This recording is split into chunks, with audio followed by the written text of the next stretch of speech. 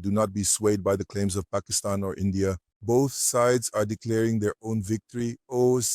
But if you read the news from international newspapers, think tanks, and research centers, especially those focused on defense, there is currently a major dispute going on among them. Some believe that the biggest news is the destruction deal of the S-400. Of this entire incident, of this whole war, the S-400 is at the center, and you already know whose it is, all right?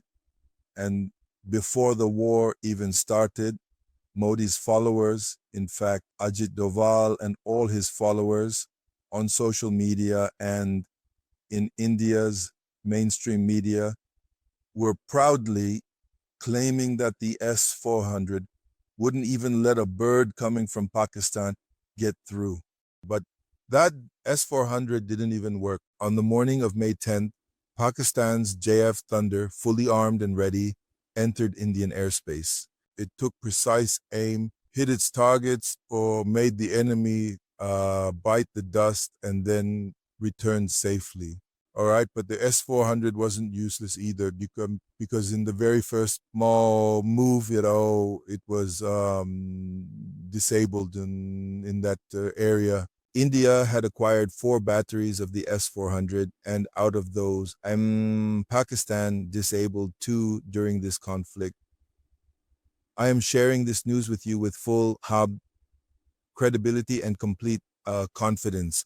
Obviously, the remaining 2 batteries were outside of that range. They designate areas, right? Like this is the area where this particular battery will be operational, and that is the area where that one will be. So in 2 locations, we rendered them ineffective. You could say we neutralized them, or whatever term you prefer. Meanwhile, the other group claims that the destruction of the Rafale is the most significant event of this war, historically speaking.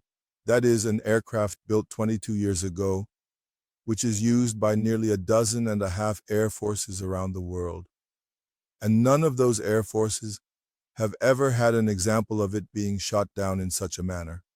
So, Pakistan shot down 3 Rafales, which is also being acknowledged.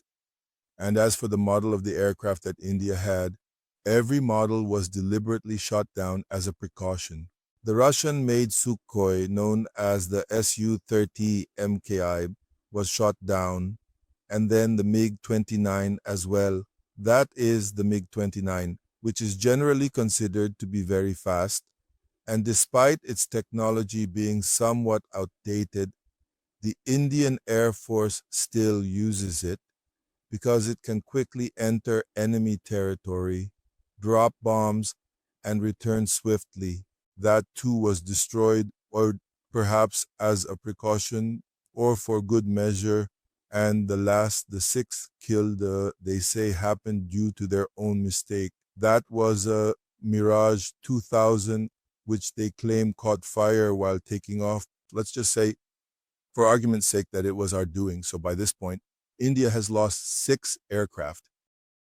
So in this way, all of India's top-of-the-line aircraft that were present were shot down. And keep in mind, the 3 aircraft I've mentioned are all twin-engine planes. Pakistan's Rafale is a single-engine aircraft, so a single-engine plane outperformed and defeated twin-engine planes. This is what you call achieving more with less. When we don't have much money, we have to fight a cost-effective war. So whatever we had, however little it was, we brought it to the field and said, this is all we have. Yes, and then as a result, victory and help from God descend. I have mentioned to you many times that Allah's help does not descend until you have brought forth all your resources before Him, and after that, expressed your helplessness to Him. And this is the sunnah of my master, the Prophet Muhammad, peace and blessings be upon him.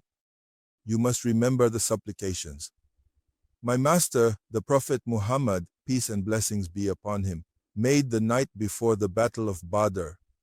The situation here was almost the same, although it is openly said that we have not yet used all our resources.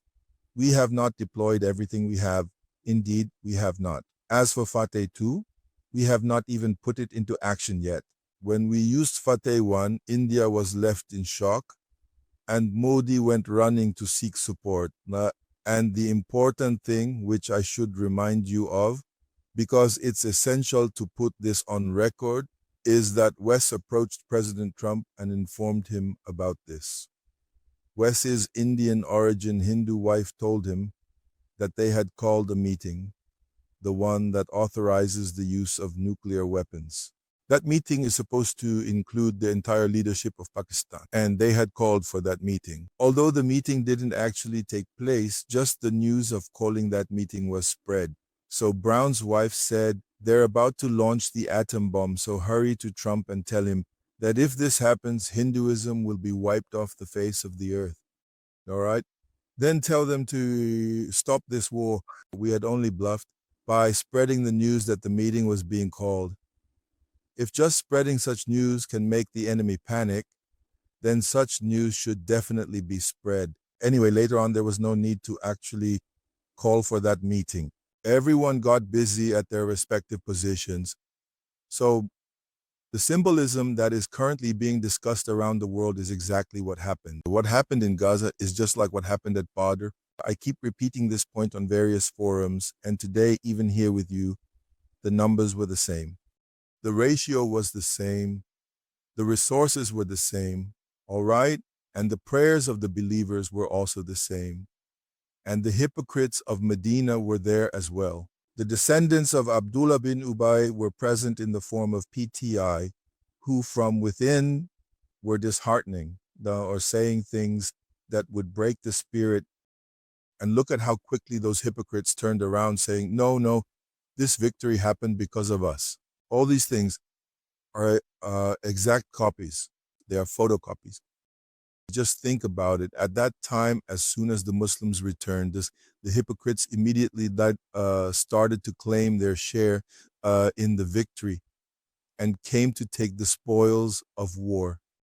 So anyway, this is the situation up to now, that even at that time, Pakistan's defensive capability, and I am specifically saying defensive capability, not offensive capability, was being praised all over the world.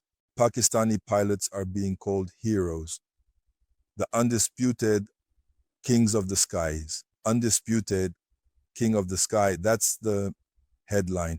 It's a British newspaper, and below it there's a picture of the JF Thunder. And in fact, they have written undisputed king of the sky, Pakistan Air Force. So in any case, they proved their superiority that day and maintained that edge throughout the entire period of tension. Before this, India had twice been in the mood to attack, and both times the Pakistan Air Force took to the skies, forcing India to retreat from its provocative and, one might say, aggressive intentions.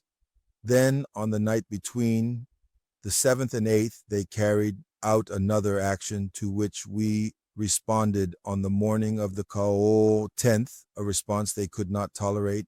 In any case, this will remain a fact in its own right.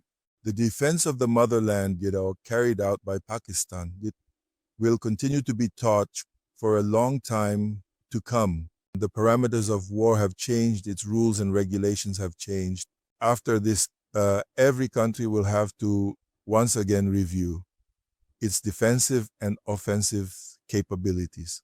That's all for now. I will be back in the next blog. May Allah the Blessed and Exalted grant you ease and give you the ability to spread ease among His creation.